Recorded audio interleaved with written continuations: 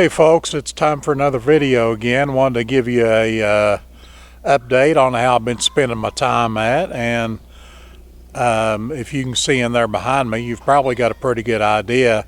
I hinted at it during the last video. Anyway, look at those antennas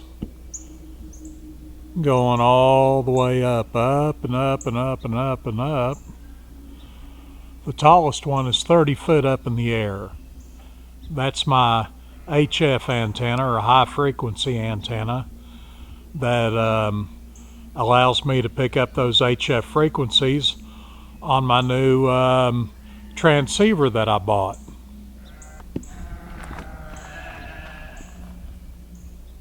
And I'm not sure how well you can see it or not, but that wire goes all the way across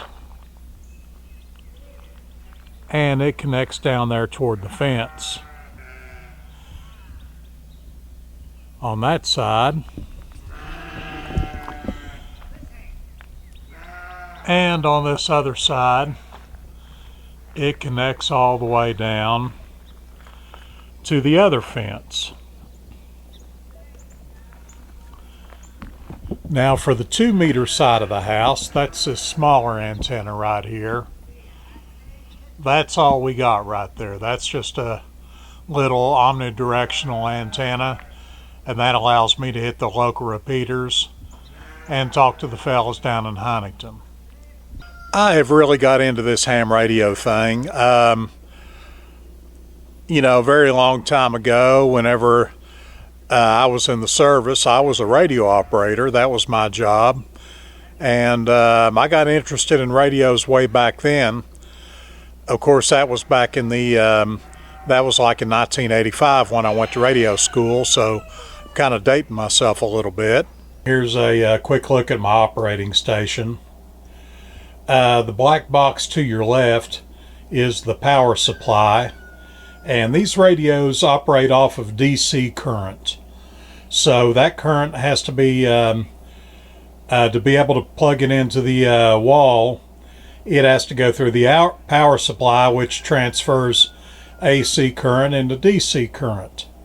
So that's what that box does. Now the black box, smaller black box in the middle there, that's my little 2 meter radio. And the black box leaning up against the wall just to the left of that is an external speaker that plugs into the back of the 2 meter. The little speaker that comes built into the 2 meter radio is just awfully small. So I need that external speaker to help me hear really good off of that. Now this box to the right, that is the HF rig. And that I can literally hear all over the world off of that thing. Of course, I haven't made any contacts with any international stations, but I've talked quite a bit. This morning I talked to some fellas out in Indiana, Illinois, and here in West Virginia, Ohio, and I've heard stations in South Florida and down in Texas, out in Iowa. So yeah, I've been listening around quite a bit on this thing and doing a little bit of talking.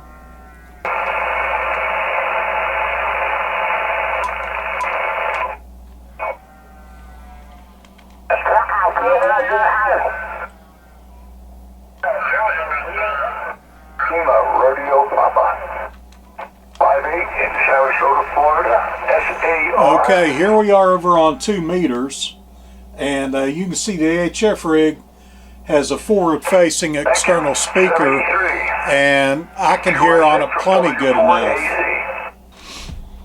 If you've ever been into like a McDonald's or one of these fast food joints that's got a group of old men sitting around a table somewhere, and they're just drinking coffee or eating a biscuit and out there solving all the world's problems, well, that's the kind of way the things go here on the Raw Radio. I don't know if you could hear what he just said, but he's out of Sarasota, Florida. And I'm sitting right here in Milton, West Virginia. listening to everything he's saying. Okay, there's a quick look at my ham radio setup that I've got going here. Um, I don't have any immediate plans in getting back in the woods and going back out on another trail.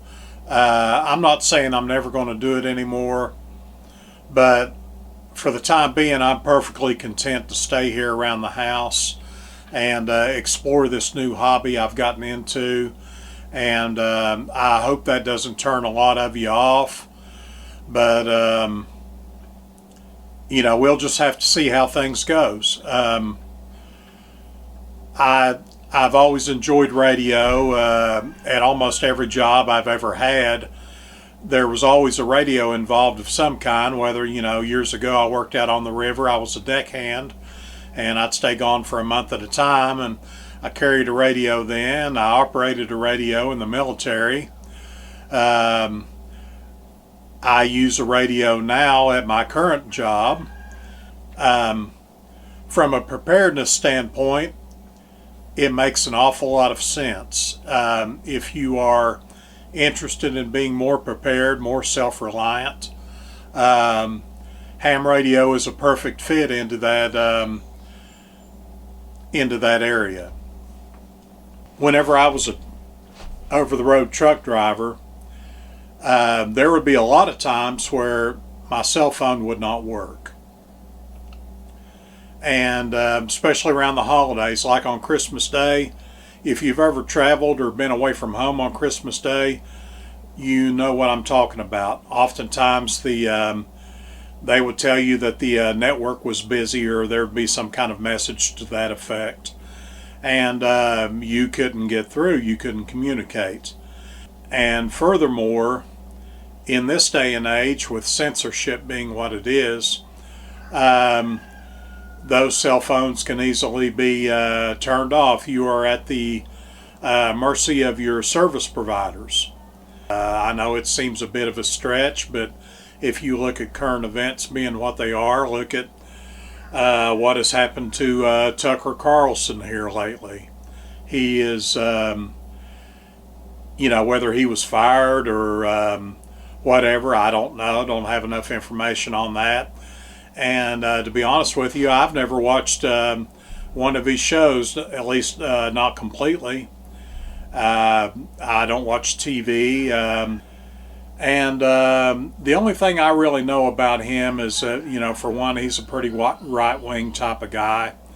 And another thing, he was starting to push back against the official narratives a little bit. He didn't blindly accept what was being said out there. And I admire him for that, because I don't believe, I don't accept what's being told out there either. When you take your tests, to get your license, they do discourage you from talking about controversial subjects like religion, politics, things like that. But it still goes on, and as long as you keep things civil, the FCC really frowns on profanity and things like that, and I'm glad they do, because that's part of what separates ham radio from CB radio. And CB radio is something that I've had quite a bit of experience with. As a truck driver, I always had a CB in the truck, so I'm very well acquainted with CB radio and what it is. But anyway, I appreciate ham radio being able to go on and just to have these chats, and everything for the most part, it's pretty light. But at the same time, there's nobody, watching you over your shoulder, and are going to censor your conversations or anything like that. With ham radio, if you can listen in before you transmit, if you come across a group chat, you can sit there and listen all you want, and they'll never know you're there. And you can, if you want to be a part of the chat, simply wait for a break in the conversation and then say your call sign, and then the group will invite you to come in and join in on the chat. And that's pretty much all there is to it. And but you can, like I said before, you can sit and listen. If that particular chat is not your cup of tea, just turn the knob. Find something that's more along your lines. You know, in the short time I've been doing this, I've heard group scripture study. I've heard guys just chewing the fat, which is what I like to do. I've heard all different types of conversations, people talking about these radios, people talking about gardening, pretty much any type of conversation you want to get in on, you can find it on here. And I really appreciate that, especially in this day and age when the world's getting so crazy out there. I'm just perfectly content to stay here at the house. So anyway, I'll go ahead and end the video for now. I just wanted to update you on what's going on with me. I know I've not been putting out as much content, and I apologize for that. But hopefully this will help explain my inactivity on my channel.